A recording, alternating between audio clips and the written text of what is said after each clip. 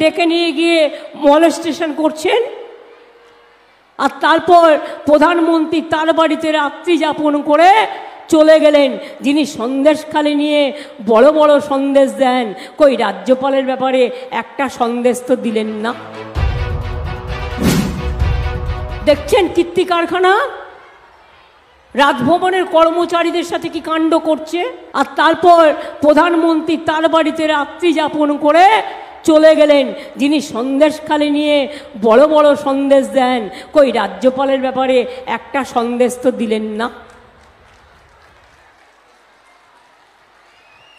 আপনার জগন্নাথ, আপনাদের এখানকার প্রার্থী, একটু সন্দেশ দিতে পারলেন না? খোঁজ নেননি কি করে?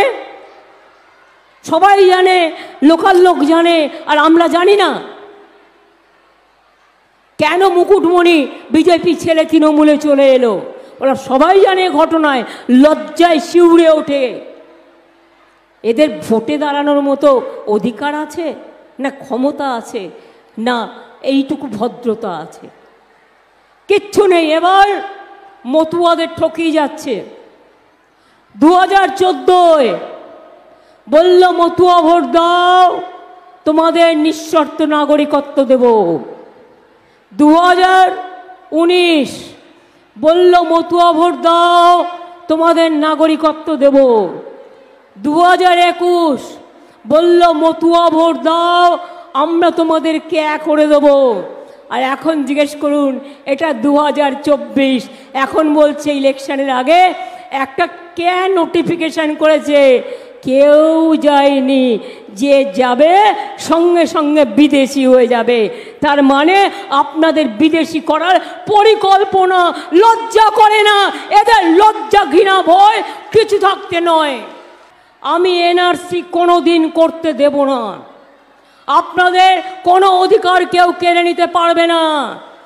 আসামে বিজেপি 19 লক্ষ হিন্দুকে ঘর ছাড়া করে ডিটেনশন ক্যাম্পে নিয়ে গিয়েছিল।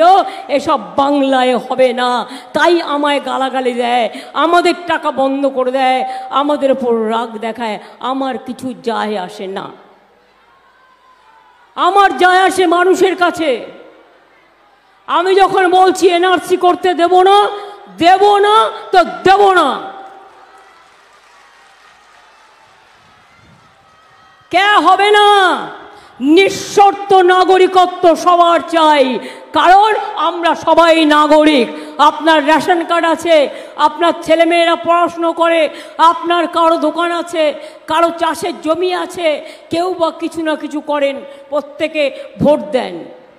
যখন ভোট দিয়ে প্রধানমন্ত্রী নির্বাচন করলেন, কই তখন তো প্রশ্ন আসেনি যে তোমাকে ক্যাতে অ্যাপ্লিকেশন করতে হবে, তুমি আমার ভোট নিয়ে গিয়ে প্রধানমন্ত্রী হয়ে গেলে। আর আজ তুমি বলছো তুমি মহারাজ সাধু হলে আজ, আমি আজ চোর বটে। অর্থাৎ তোমাকে দরখাস্ত করতে হবে, তারপরে আদৌ তুমি পাবে কিনা তুমি জানো না, তোমাকে বিদেশি তৈরি করে দেওয়া হবে। এই রাজনীতি চলতে পারে না। আসলে কি জানেন, সবাই ওদের ভয় পায়, ওরা চমকায় সবাইকে, ধমকায়, ইডি দেখায়, সিবিআই দেখায়, ইনকাম ট্যাক্স দেখায়। আমি আপনাদের পরিষ্কার বলছি, লক্ষ্মীর ভাণ্ডার আমরা দিই, সারা জীবন পাবেন মা বোনেরা, সারা জীবন পাবেন।